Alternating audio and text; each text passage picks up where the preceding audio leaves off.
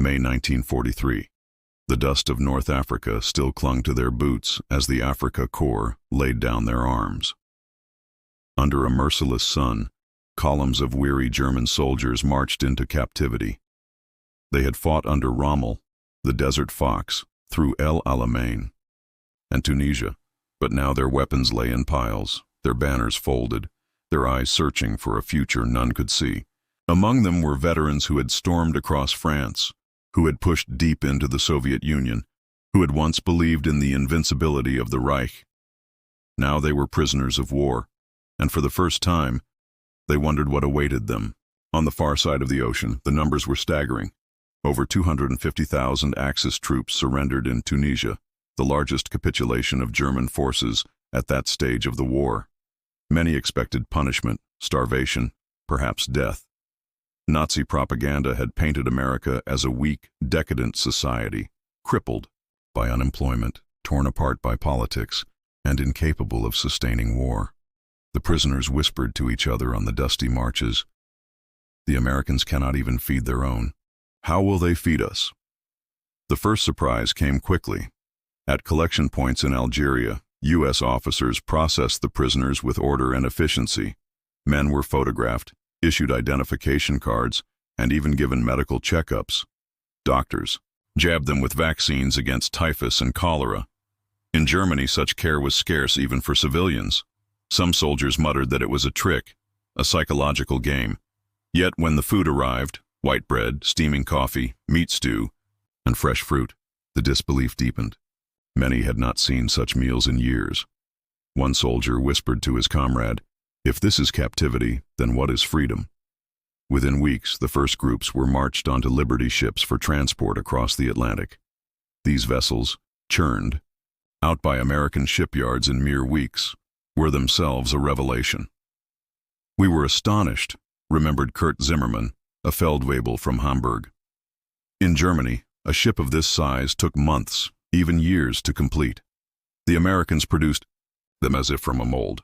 As the engines roared and the convoy steamed westward, the prisoners realized that they were not simply leaving Africa, they were being carried into another world. The crossing was long, but it was not cruel. On deck, the prisoners watched American sailors at work.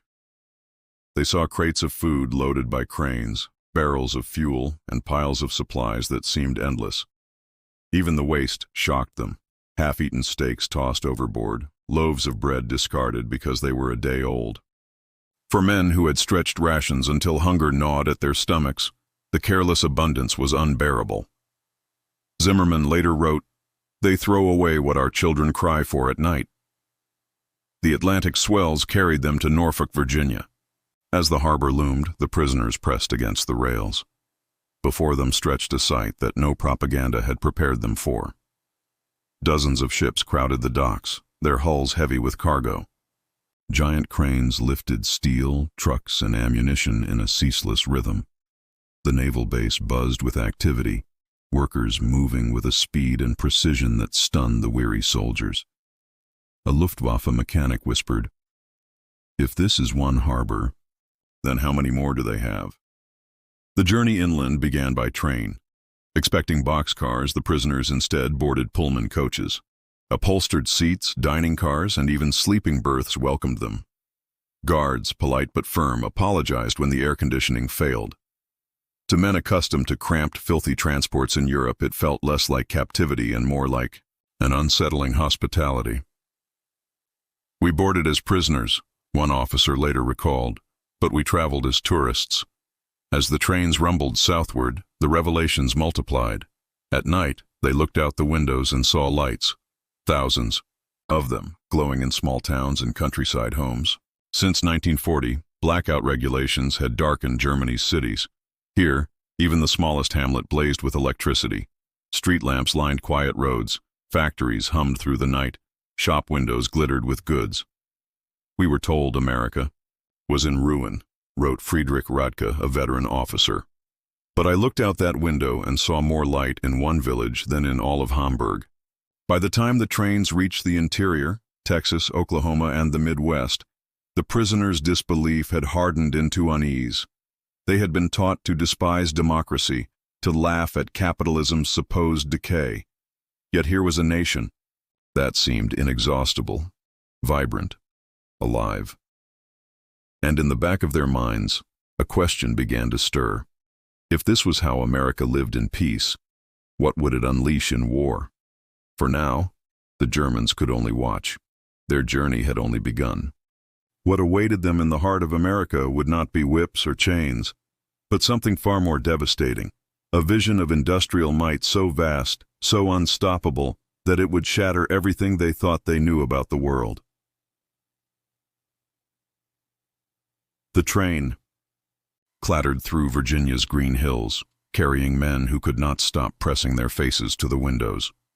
These were soldiers who had marched across deserts, who had stormed fortified lines, who had braced themselves against British artillery. Yet here, they stared not at enemies, but at an America that seemed impossible. On one stretch they passed neat rows of homes, each glowing with electric light. Laundry fluttered on backyards strung with radios, bicycles leaned against porches, children played with balls in the fading dusk. To German eyes, hardened by blackouts and shortages, it was like looking into a dream. At every station, more revelations came. Automobiles, ordinary family cars, lined the streets. Shops blazed with light even after midnight.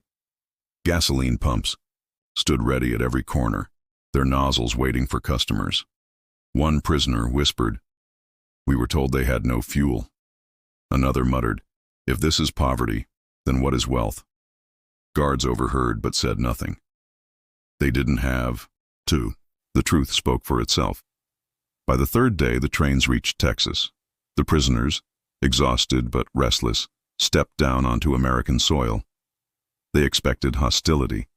Instead, townsfolk gathered silently, curious but not cruel. Children perched on fences to catch a glimpse of the enemy. Women in cotton dresses shielded their eyes from the sun. An old farmer tipped his hat politely as the column marched past. For men raised on Nazi propaganda, it was bewildering. In their minds, Americans were supposed to be lazy, cowardly, divided. Yet here stood ordinary citizens, confident and unafraid, watching them with calm eyes. At Camp Hearn, one of the largest POW camps in Texas, the surprises deepened.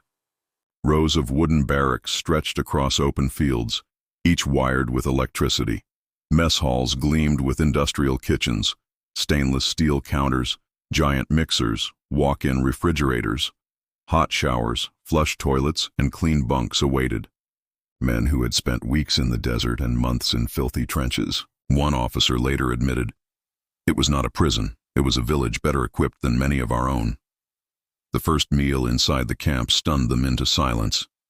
Bread, butter, vegetables, meat, even dessert. "They feed us as if we were their allies," whispered Otto Krebs, a former hotel chef from Munich. The shock turned to something darker when he was ordered to discard leftover bread. He hesitated, clutching it in his hands. The guard nodded firmly. Rules demanded fresh loaves at every meal. With tears burning in his eyes, Krebs dropped the bread into the trash. "My family," he later wrote, "had not seen such waste in years." Daily routines followed. Prisoners marched to roll call, worked in kitchens, maintained the grounds. But soon they were hired out to local farms, escorted by guards, but allowed to mingle with American civilians. It was then that the deeper shocks came. In the wheat fields of Kansas, they saw mechanical harvesters sweeping across hundreds of acres in a single day. Machines driven by teenage boys did the work of entire German villages. A boy with oil on his hands, one prisoner said, commanded more power than 10 of our men. On a cotton farm, a farmer's wife served lemonade to the prisoners. She smiled politely, her children peeking from behind her skirt. The Germans exchanged uneasy glances. In Germany, one whispered, our women spit on captured enemies. Here they give them drink. Word spread through the barracks that American women, left behind as their husbands fought overseas, managed farms and factories with competence that rivaled soldiers. To men raised on Nazi notions of gender roles, it was another crack in their beliefs. Nightfall brought more disbelief. Blackout curtains did not exist here. Small towns glowed like constellations, street lamps burning freely. Radios played late, into the night. Voices and music spilling across the camp fences.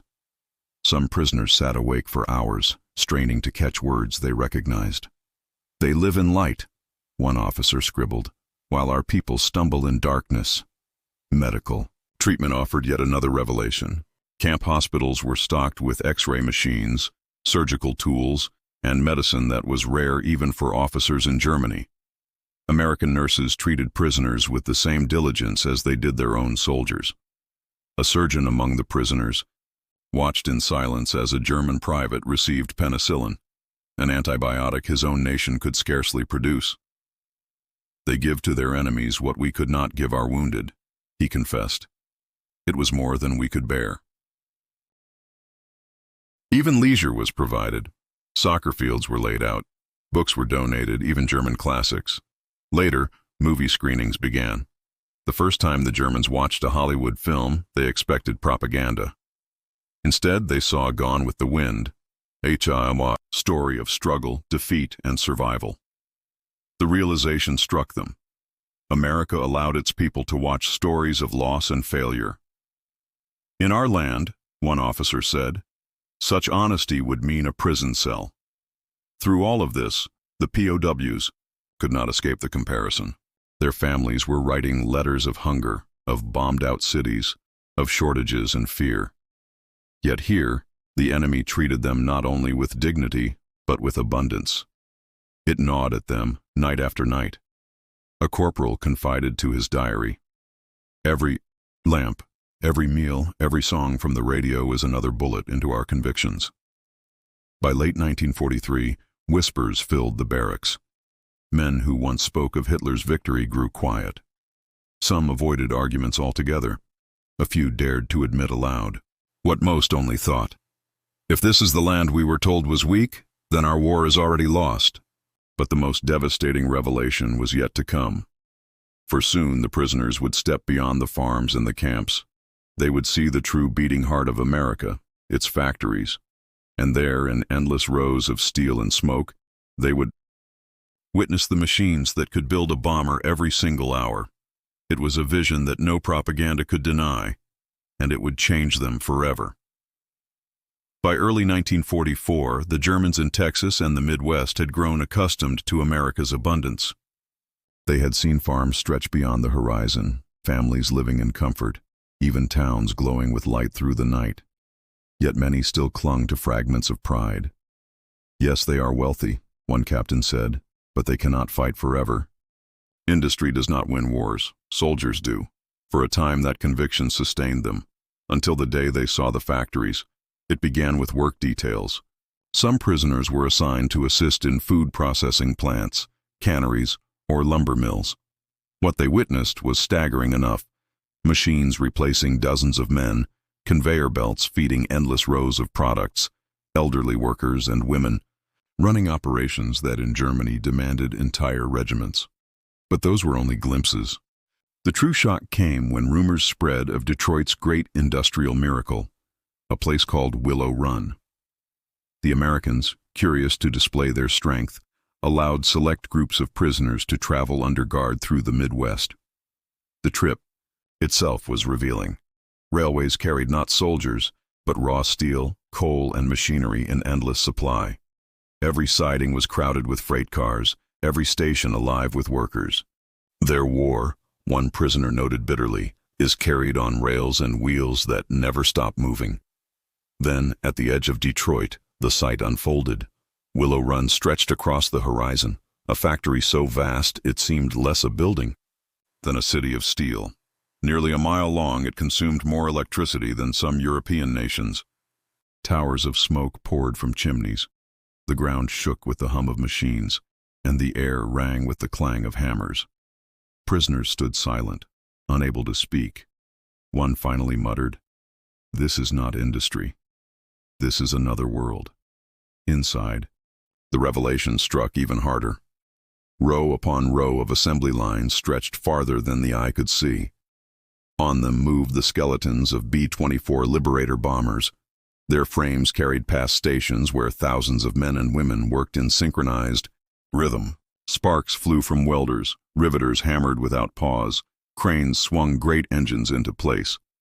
At one line, a bomber's wings were being fitted. At another, the fuselage closed around a cockpit. Each stage flowed into the next with the precision of clockwork. A guard leaned toward the Germans and said it casually, as if it were ordinary. 1 bomber every hour. The words echoed like cannon fire. The prisoners stared in disbelief. Could it be possible? A machine of that size, that complexity, produced in less time than it took a German plant to finish a single engine? But the evidence was right before their eyes. At the far end of the factory, a gleaming B-24 rolled slowly forward, complete, its nose art freshly painted. And behind it came another. And another.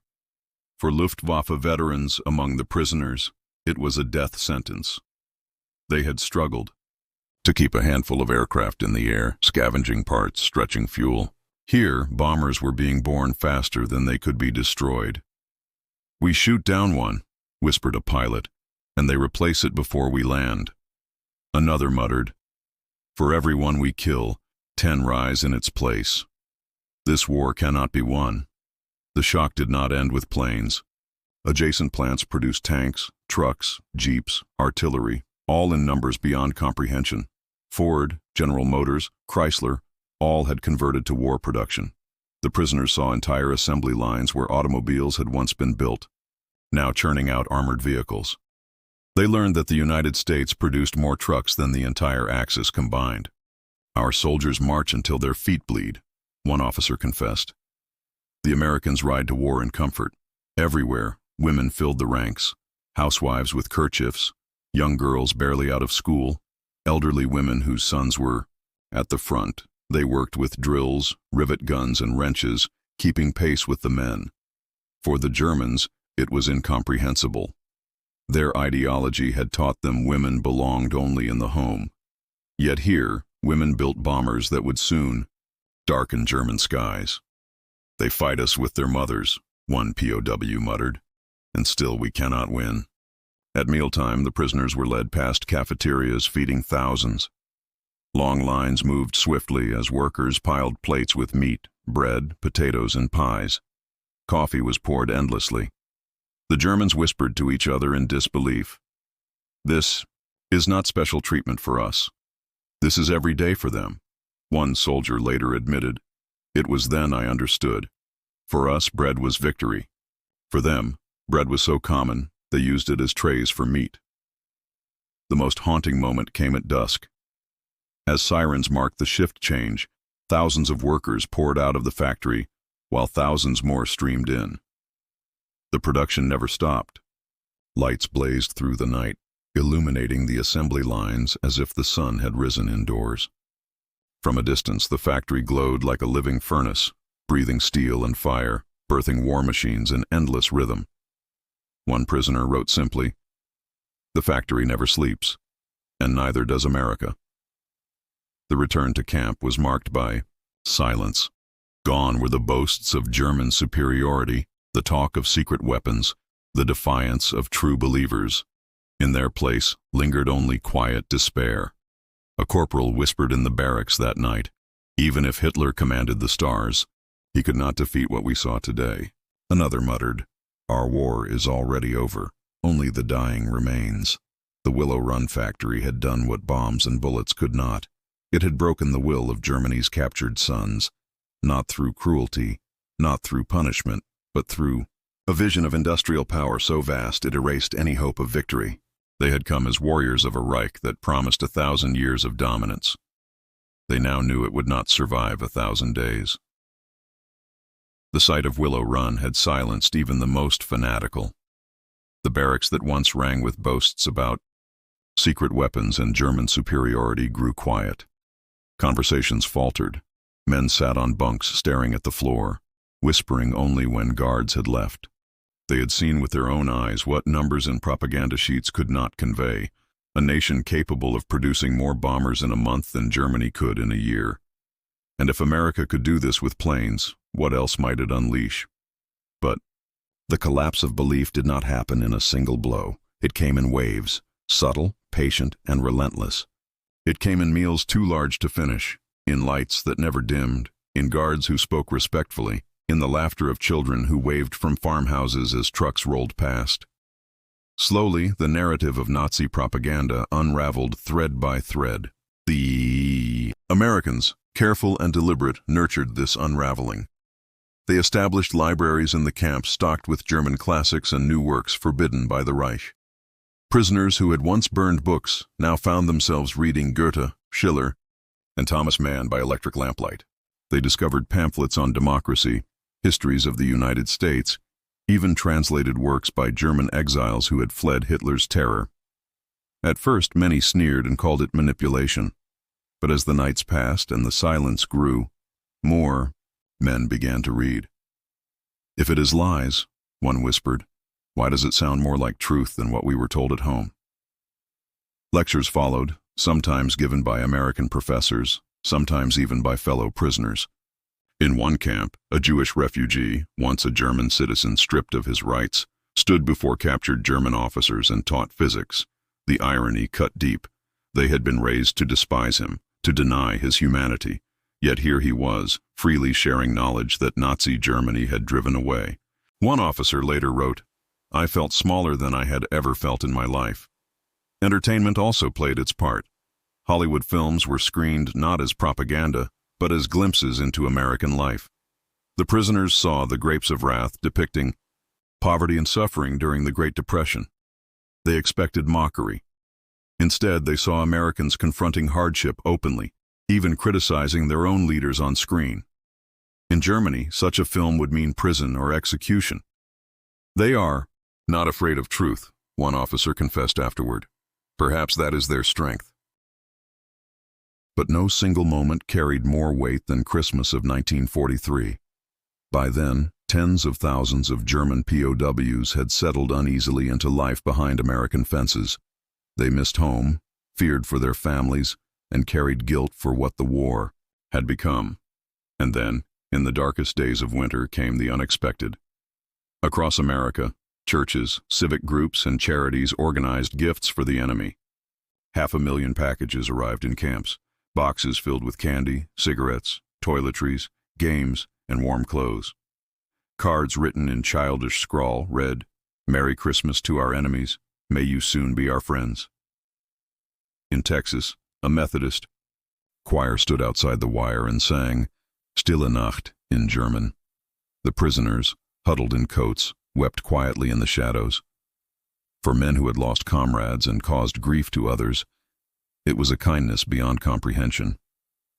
At Camp Heron, one prisoner clutched a small cake sent by a local family. He refused to eat it at first, convinced it was poisoned. When nothing happened, he divided it among his barracks. That night, he whispered, "We bomb their cities and their children send us cake." His comrades sat in silence. Some laughed, bitterly. Others bowed their heads. No one could explain it. Even the treatment of Italian prisoners left its mark. After Mussolini's fall, Italians who pledged support to the Allies were granted privileges, freedom to work outside, better rations, access to American towns. Germans watched with growing bitterness and awe. Their former allies, who had betrayed the Reich, were now respected and trusted. "The Americans fight with honor," one German officer muttered. "We never treated our allies this way." In the weeks that followed, the psychological cracks deepened. Barracks newspapers, once filled with Nazi slogans, began printing essays on philosophy, on economics, even on democracy. Prisoners debated late into the night, not whether Germany would win, but what Germany must become after losing. One camp commander reported to his superiors, "They still speak of loyalty to Germany, but no longer of loyalty to Hitler." The smallest acts now cut the deepest. A guard offered a cigarette to a prisoner shivering on a cold night. A farmer handed an apple to a POW after a day's work in the fields. A nurse smiled as she treated a wounded hand. None of it was grand, none of it orchestrated. Yet each act carried a weight greater than bombs. For men trained to see Americans as decadent, corrupt, and weak, such gestures dismantled years of indoctrination. By early 1944, the collapse was nearly complete. Diaries that once brimmed with pride now read like confessions. We are healthier here in captivity than our children are at home. They treat us as men, not as animals. If democracy can do this, then perhaps it is not weakness at all. The final blow came not from steel or fire, but from the simplest truth of all, kindness. The Germans had expected cruelty. Instead, they received respect. They had expected starvation. Instead, they ate like kings. They had expected darkness. Instead, they lived in light. And as they faced the reality of their homeland in ruins, they knew that what they had seen in America would haunt them long after the war ended. The Reich was collapsing in Europe. But for these men, its ideology had already collapsed in their hearts, and in its place, something new was taking root. A reluctant admiration, a grudging respect, and for some, the first fragile hope that perhaps Germany itself could one day be rebuilt on principles they once despised. Spring 1945. The fences of America's POW camps stood unchanged, but the world beyond them had crumbled. Whispers rippled through the barracks, Berlin under siege, the Führer hiding in a bunker, whole cities flattened by Allied bombs. The prisoners huddled around radios, straining to catch the news. For weeks, the inevitable drew closer. Then, at last, the guards confirmed it. Germany had surrendered unconditionally. The Reich was no more. The silence that followed was unlike anything the camps had known. No cheers, no jeers, no celebrations. Only the weight of finality. Some men sat on their bunks and wept quietly, mourning not just defeat but the lives lost and the illusions shattered. Others stared at the ground, numb, unwilling to believe. A few whispered, almost with relief, "Perhaps it is over at last." In the mess halls, meals were served as usual. Bread, meat, potatoes, steaming coffee. But the taste had changed. For years the abundance had been a source of wonder, even joy. Now it was tinged with guilt. Letters from home spoke of starvation, of families scrounging for scraps in ruined cities, of children growing thin in the rubble. The prisoners were healthier, stronger, better fed than their own families. Some pushed their trays away in shame. "We were enemies," one officer wrote bitterly, "and yet we were saved while our people starved." The Americans began preparing them for return. Processing stations issued clothing, small parcels, and instructions for the journey. The same order and precision that had marked their capture now marked their release. Some POWs even received language lessons, books on democracy, and pamphlets about rebuilding. "They send us home not broken, but educated," one prisoner noted. "They do not want to destroy us. They want to change us." The journey back across the Atlantic felt like a dream in reverse. Once they had sailed west as warriors stripped of their pride. Now they sailed east as men carrying memories too, heavy to share. On deck they looked out at the sea, silent, haunted by visions of endless factories, glowing towns, and kind strangers who had treated them with dignity. For some, those memories were unbearable. For others, they were the first, fragile seeds of hope. When they stepped onto German soil, the shock was immediate. Cities lay in ruins. Hamburg, Cologne, Dresden reduced to ashes. Train stations were shattered shells, streets littered with rubble, families huddled in cellars. Children with hollow eyes stared at fathers they barely remembered. Wives clutched ration cards instead of bread. For many returning POWs, the contrast was almost too much to bear. "We left cages of light," one soldier whispered, "and returned to a graveyard." Some men remained silent, unwilling to speak of America. How could they describe a land of plenty to those who had starved? How could they talk of kindness when their families had known only fire and death? They buried their memories, carrying them like hidden wounds. Others, however, could not remain silent. They told of factories producing bombers by the hour, of farms where machines fed millions, of children who sent Christmas gifts to their enemies. Slowly their stories spread, whispered in villages, shared in cafes, recorded in memoirs. And with those stories came a new perspective. Historians would later call it a quiet revolution. These men, once the soldiers of a defeated Reich, became reluctant ambassadors of democracy. They spoke not of America's armies, but of its abundance, its fairness, its strength. They told their families that democracy was not weakness, but power. That freedom was not chaos, but order. That kindness was not naivety, but victory. Their voices joined with others in post-war Germany, shaping a nation that would rise not on tyranny, but on liberty. Years later, many would admit that their transformation began not with surrender, but with shock. The shock of lights glowing in small towns. The shock of tractors driven by boys. The shock of women building bombers. The shock of eating like kings in captivity while their families starved. And above all, the shock of a factory called Willow Run, where a bomber was born every hour, day and night, without pause. We thought we were the masters of Europe, one former POW wrote in his memoir. But in America, we saw the truth. They did not conquer us with bullets. They conquered us with bread, with light, with machines, with kindness. We came as enemies. We left as witnesses. And so the story of the German POWs in America closes, not with a battle, not with a surrender, but with revelation. They had fought for a 1,000-year Reich that crumbled in a dozen. They returned from a land that showed them what strength truly meant. And in their hearts, they carried the undeniable truth that the war was lost not just on the battlefields of Europe, but in the endless, glowing factories of America, where bombers rolled off the line every single hour.